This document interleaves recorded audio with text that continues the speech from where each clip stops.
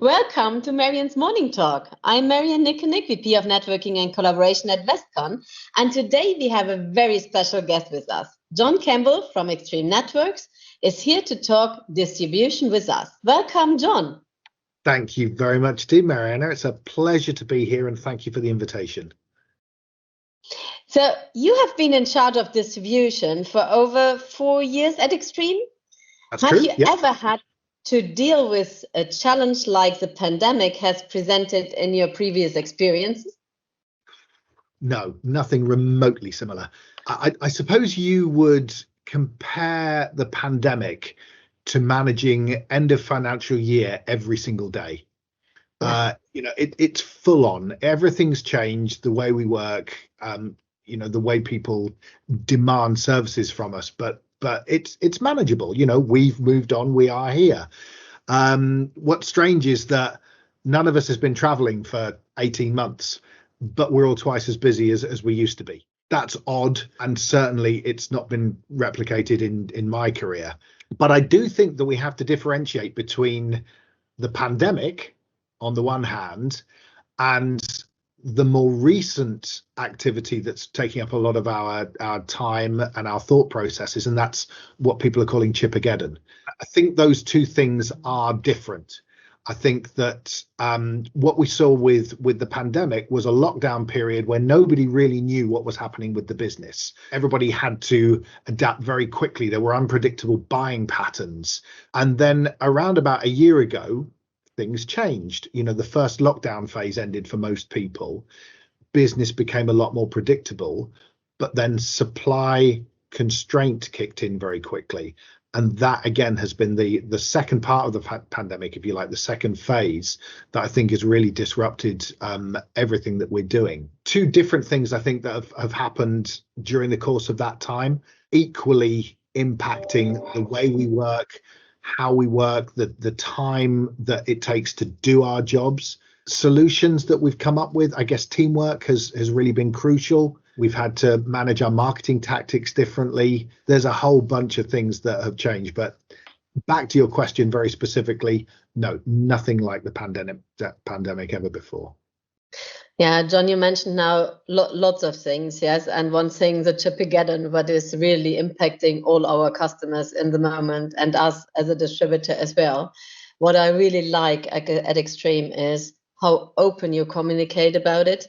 Yes, how open you are, that you are really, and I have the feeling Extreme is doing lots of it. And when I compare a little bit, yes, what constraints we have and who is dealing in the moment in a very good way, it's definitely Extreme.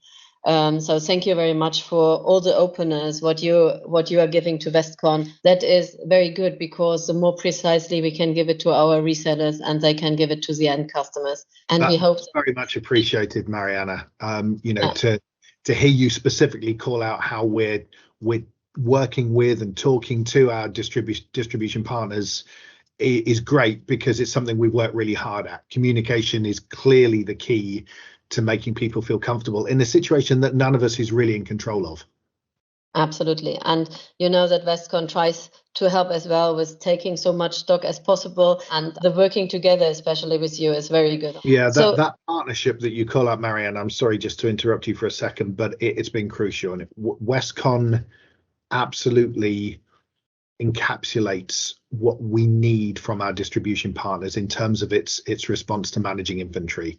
You forecast well with us, you place orders regularly, you place orders, managing to our availability. So you're utilizing the information that we share with you. What you're doing is working really well, and it's giving your customers the best possible outcome. So is there anything you are developing at Extreme that you're particularly excited about? So looking in the future.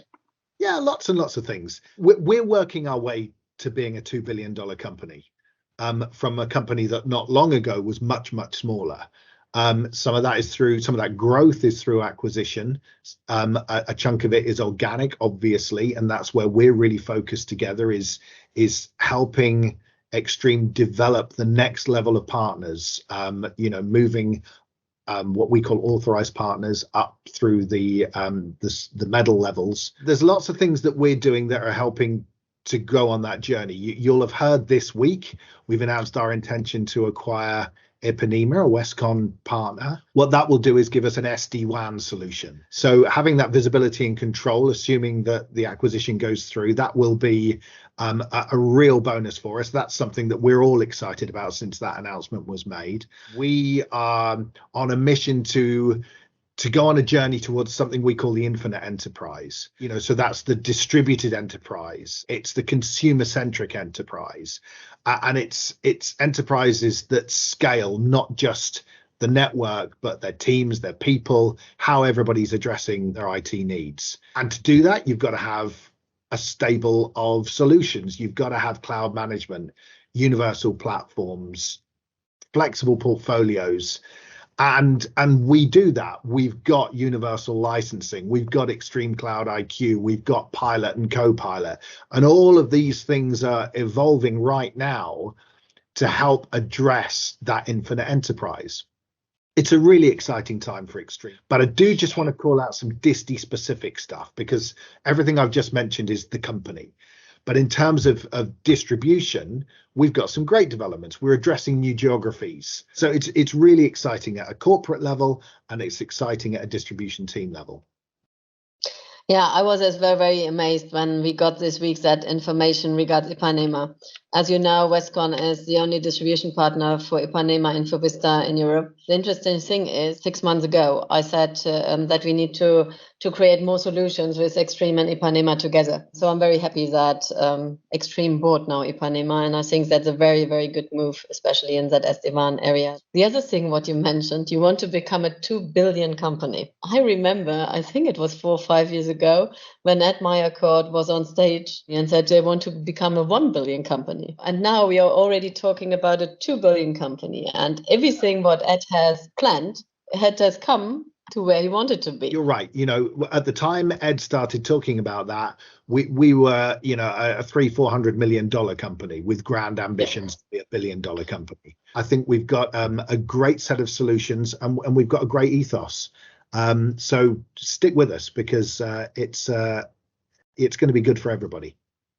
Absolutely. Is the future of distribution drone delivery, human delivery, or do you think it will stay as a hybrid of both? Who knows is probably a good answer. What I do know is that I don't see drones delivering pallets. So I think that the key thing is that, everybody's going to evolve. Everybody's going to innovate. That's the right way to think about things. Drone delivery will, I'm sure, be a part of that. And that references the, a traditional part of distribution, which is, how to get goods from A to B in a short time frame. Distribution is fundamentally about value add. So we've all got a job to do to support that message, make sure that the people within Extreme, in my example, our customers and our resellers, that they all understand that distribution is a lot more than just credit and warehouse. The future may involve drone delivery. That will be another value add, but there'll be a whole bunch of other things as well. Perhaps we should not call ourselves anymore distributor. Yes, because we need to think of what we do, yes, especially in cloud, in consumption-based models, in helping our partners to invoice monthly. And there's so much things, yes, what we do from a cloud perspective, subscription contracts, yes, to deal with this in an easy way for our resellers and end customers. Yes, all of that, yes, are as well things what we are doing for our partners and for you as a vendor, really helping and supporting you, because a vendor cannot take care of every single country and every single legal requirement. Yeah, so that is expected from us as a distributor. And that is where we can help and support you as well. The question is only, will we call in the future as well ourselves distributor, or should we change the wording? Yes, that everybody is aware that we do way more than only distribution of products. Yes. What have you got in mind, Marianne? Integrators has already gone. You can't have that. What else would it be? No idea in the moment, but I think we will come up with a cool name. During the pandemic, was there anything what you have changed personally? Anything what you have done, what you never have done before, except of being from the morning and the evening in video calls? But did you something pick up from your personal life what you not have done before? That wasn't a question I was expecting, and therefore I know, sorry. So I think from my perspective, Mariana, that probably comes down to how I'm able to engage with my children. I have a couple of very young children and a teenager. I try to formally stop work at 6, at least for a while, to do bath time, to do playtime, whatever needs to be done, bedtime.